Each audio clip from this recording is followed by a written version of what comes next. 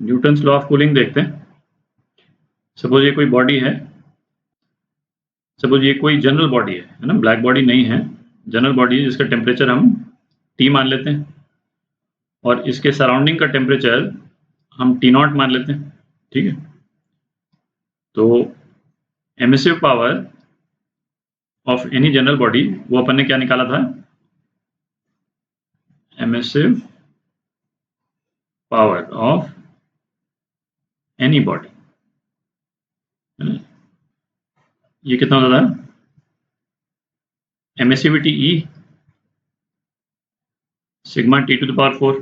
ठीक है, और इसकी यूनिट क्या है, वॉट पर मीटर स्क्वायर में बात कर रहे हैं अपन। ठीक है, और E जो है वो एमिसिविटी। ठीक है, तो ये बॉडी इस रेट से पर मीटर स्क्वायर एनर्जी रेडिएट कर रही। ठीक है, अच्छा अब इररेडिएशन, सराउंडिंग टेम्परेचर से बॉडी के ऊपर जो रेडिएशन आ रहा है, ठीक है, जिसको मैं ग्रीन में शो कर रहा हूं, वो कितना हो जाएगा। इररेडिएशन को अपन ने लास्ट वीडियो में H से डिनोट किया था, तो ये वो रेडिएशन है जो बॉडी पे इंसिडेंट है। ठीक है, तो इररेडिएशन जो है वो कितना होता था, ये होता था radiation of black body at surrounding temperature. ठीक, और ये ऑब्वियस नहीं है, है ना, इसको अपन ने डिराइव किया था, और कैसे डिराइव किया था इसको आप पिछले वीडियो में एक बार देख लें ध्यान से। ठीक है, तो ये कितना हो गया, emissive power of black body. ठीक है, और emissive power of black body at temperature T0, तो ये हो गया आपका sigma T0 to the power 4। ठीक, तो अब E मैं लिख रहा हूं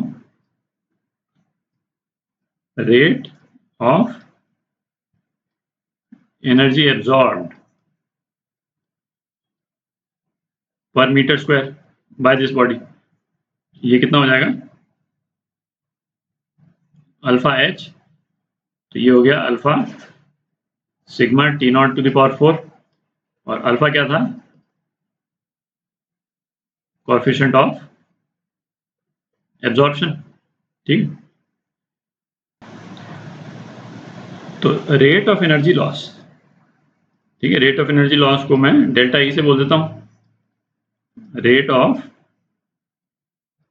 एनर्जी लॉस, है ना, बाय द बॉडी, तो ये कितना हो जाएगा, एक तो emissive power E minus energy जो एब्जॉर्ब हो रही पर सेकंड पर मीटर स्क्वायर, तो ये हो गया आपका sigma emissivity sigma T to the power 4 minus coefficient of absorption sigma T0 to the power 4। अच्छा, अब E और सिग्मा तो सेम होते हैं, ये तो किरचॉफ्स लॉ से अपन ने देखा है। ठीक है, तो इसको हम क्या लिख सकते हैं, E sigma T to the power 4 minus T0 to the power 4। क्यों, सिंस एमिसिविटी जो है वो हर बॉडी की कोएफिशिएंट ऑफ एब्जॉर्प्शन के बराबर होती है, किरचॉफ्स लॉ अभी अपन ने देखा पिछले वीडियो में। यहाँ पे एक चीज मैं लिख दूं, T जो है वो T0 से ज्यादा है, तब भी नेट रेडिएशन आउटवर्ड होगा। ठीक है, अच्छा ये डेल्टा E जो अपन ने निकाला है, ये वॉट पर मीटर स्क्वायर में आया है, ये डेल्टा T। ठीक है, तो इस बॉडी का मास यदि हम M ले लेते हैं और इसकी स्पेसिफिक हीट जो है उसको S बोल देते हैं। ठीक है, तो डेल्टा E क्या हो जाएगा, डेल्टा E जो है वो हो जाएगा M S dt by rate of temperature change basically, है ना, dt बाय dt, ये नीचे वाला t जो है वो टाइम है। ठीक है, और चूंकि इसको हम पॉजिटिव नंबर रख रहे हैं तो यहाँ पे एक माइनस आएगा। ठीक है, क्योंकि राइट हैंड साइड जो है ये पॉजिटिव नंबर है, तो इसमें जो dt है वो t final minus t initial है। ठीक है, और अपॉन एरिया, इस बॉडी का एरिया, ठीक है, क्योंकि हमको यूनिट्स बराबर करनी, वॉट पर मीटर स्क्वायर है ये। तो ये कितना हो जाएगा, emissivity T4 minus T0 to the power 4, ठीक है। तो थोड़ी जगह कर लेते हैं एक बार। तो dt बाई dt को हम क्या लिख सकते हैं, रेट ऑफ कूलिंग, ठीक है। रेट ऑफ कूलिंग जो है उसको हम माइनस dt बाई dt, ये रेट ऑफ कूलिंग जो है पॉजिटिव नंबर रहेगा, ठीक है। यहाँ पे चूंकि अपन ने माइनस लगा दिया तो ये कितना हो जाएगा, ये हो जाएगा E sigma A upon MS, ये तो कांस्टेंट है, ठीक है। और जो वेरिएबल पोर्शन है ये अपना ब्रैकेट में T to the power 4 minus T0 to the power 4, ठीक है। तो ये एक रेट ऑफ कूलिंग का जनरल एक्सप्रेशन आ गया। ये न्यूटन्स लॉ ऑफ कूलिंग नहीं है, न्यूटन्स लॉ ऑफ कूलिंग जो है वो इसी का एक स्पेशल कंडीशन है। तो इस एक्सप्रेशन को हम रीराइट कर सकते हैं, minus dt by dt is equal to, इस कांस्टेंट को मैं बीटा बोल देता हूँ, अल्फा भी लिख सकते थे बट वो कोएफिशिएंट ऑफ एब्जॉर्प्शन का के साथ में कंफ्यूजन होता, तो बीटा लिख दिया इसको, t to the power 4 minus T0 to the power 4, ठीक है। अब न्यूटन लॉ ऑफ कूलिंग देखते हैं, ठीक है, इसको सेपरेटली लिख लेते हैं, न्यूटन्स लॉ ऑफ कूलिंग।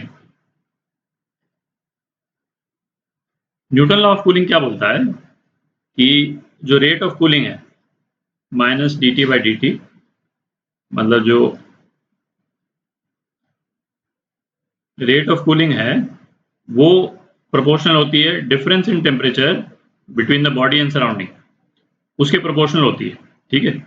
और ये किस कंडीशन में होती है, जब जो T माइनस T0 जो है ना, मतलब जो डेल्टा T है, जो डिफरेंस इन टेम्परेचर है दोनों में, वो बॉडी के टेम्परेचर से काफी कम हो, है ना। तो बॉडी का टेम्परेचर सपोज 500 केल्विन है या 400 केल्विन है और ये टेम्परेचर डिफरेंस मुश्किल से 10 डिग्री है या 15 डिग्री है, तब हम न्यूटन लॉ ऑफ कूलिंग हम लगा सकते हैं, ठीक है। तो इसको हम डिराइव कर देते हैं, इसी का स्पेशल केस है बेसिकली। तो इसमें क्या करते हैं, आपका T क्या हो गया, T0 प्लस डेल्टा T, ठीक है, ऐसे लिख सकते हैं। तो अब इस एक्सप्रेशन में ये जो T टू द पावर 4 वाली जो टर्म है ये क्या हो जाएगी, तो T टू द पावर 4 वाली टर्म जो है वो हो जाएगी T0 plus delta T raise to power 4, ठीक है। और इसको हम क्या लिख सकते हैं, T0 to the power 4 plus, तो T0 टू द पावर 4 तो फर्स्ट टर्म आ गई, और सेकंड अब क्या होगा, T0 का जो पावर है वो धीरे धीरे कम होता चला जाएगा बाकी टर्म्स में, और डेल्टा T का पावर जो है वो इंक्रीज करता चला जाएगा। तो जो पहली टर्म है वो ये आती 4 T0 क्यूब डेल्टा T, ठीक है। अब इसके आगे वाली जो टर्म्स आएंगी, है ना, ये मैथ्स में जो एक्सपेंशन करते हैं तो हायर पावर्स का, तो उसमें बेसिकली आप देखिएगा, है ना, आगे की टर्म्स एक्चुअली हम लिखेंगे नहीं बट एक आइडिया ले लेते हैं। तो इसको कोई एक कांस्टेंट में बोल दूं A1, T0 की टर्म कम हो जाएगी, T0 का पावर, और डेल्टा T का पावर बढ़ गया, ठीक है, T स्क्वायर। फिर नेक्स्ट टर्म क्या होगी A2, फिर T0 और कम हो गया, फिर डेल्टा T हो गया रेज़ टू पावर 3, और फिर लास्ट टर्म में क्या होगा, केवल delta T to the power 4 रह जाएगा, है ना, इनफैक्ट A3 भी नहीं रहेगा, ठीक है। तो ये हो गया। तो इस एक्सपेंशन में आप देखें जो ये टर्म्स हैं वो पहली दो टर्म्स के कंपैरिजन में बहुत छोटी हैं, और क्यों बहुत छोटी हैं, क्योंकि जो डेल्टा T वाला जो पोर्शन है ना, वो स्क्वायर क्यूब और T टू द पावर 4 के फॉर्म में दिख रहा है, ठीक है, और ये डेल्टा T जो है वो T या T0 से बहुत छोटा है, ठीक है।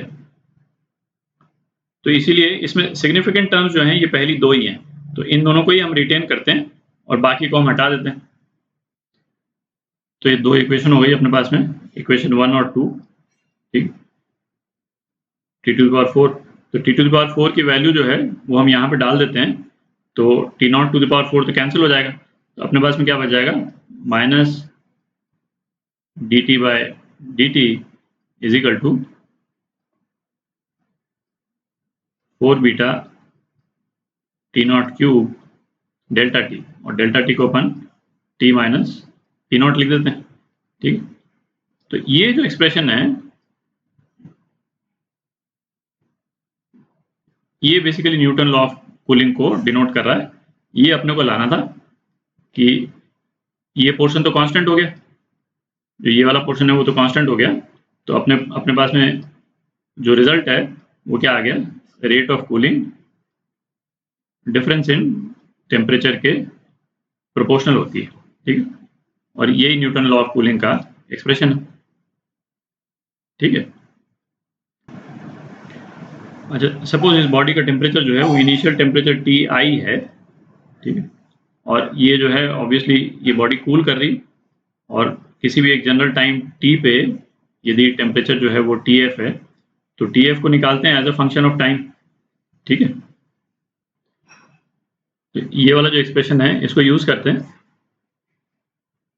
माइनस dt/t, ये कितना हो गया, ये कांस्टेंट है, इस कांस्टेंट टर्म को मैं थीटा बोल देता हूँ। ठीक है, थीटा t-T0। ठीक है, तो वेरिएबल सेपरेट कर देते हैं, dt/T-T0 is equal to minus theta dt। Integrate कर दें 0 से t, और इसको इंटीग्रेट कर देते हैं इनिशियल टेम्परेचर Ti से फाइनल टेम्परेचर Tf। ठीक है, तो ये कितना हो गया, ln t-T0 Ti से Tf is equal to minus theta t। ठीक है, तो ये कितना हो गया, तो ये हो गया आपका ln Tf minus T0 upon Ti minus T0 is equal to minus theta t। ठीक, इस पोर्शन को हटा देते हैं, जगह बना लेते हैं, ये हो जाएगा Tf minus T0 is equal to Ti minus T0 e⁻ minus theta t। ठीक है, तो Tf कितना हो गया, T0 plus Ti minus T0 e⁻ minus theta t। तो ये एक जनरल एक्सप्रेशन आ गया आपके पास में, इनिशियल टेम्परेचर से किसी भी एक जनरल फाइनल टेम्परेचर के लिए, है ना, ये एक्सप्रेशन आ गया। अच्छा, इसका ग्राफ यदि आप ड्रॉ करें तो वो इस टाइप का आएगा। तो यदि ग्राफ हम ड्रॉ करते हैं वेरिएशन इन टेम्परेचर का, जो बॉडी कूल कर रही है, वाई एक्सिस पे टेम्परेचर और यहाँ पे टाइम। ठीक है, तो बॉडी जो है वो इनिशियल Ti से बॉडी का फाइनल टेम्परेचर क्या हो जाएगा, फाइनल टेम्परेचर तो T0 ही हो जाएगा। ठीक है, बॉडी इक्विलिब्रियम में आ जाएगी, जब इक्विलिब्रियम में आ जाएगी तो जो सराउंडिंग का टेम्परेचर है वही बॉडी का टेम्परेचर हो जाएगा, तो फाइनल टेम्परेचर T0 हो गया। ठीक है, और ये जो वेरिएशन है ये इस टाइप से आ जाएगा, एक्सपोनेंशियल फॉल हो रहा है। ठीक, और ये कन्वर्ज करेगा T0 पे। ठीक, ये वाला जो एक्सप्रेशन है इसमें t is equal to infinity यदि हम डाल दें तो ये पोर्शन क्या हो जाएगा, ये पोर्शन 0 हो जाएगा, है ना, यहाँ इन्फिनिटी डाल देंगे तो ये 0 हो जाएगा, तो Tf कितना हो जाएगा, T0 के बराबर हो जाएगा। ठीक, तो ये ग्राफ आता है कूलिंग का।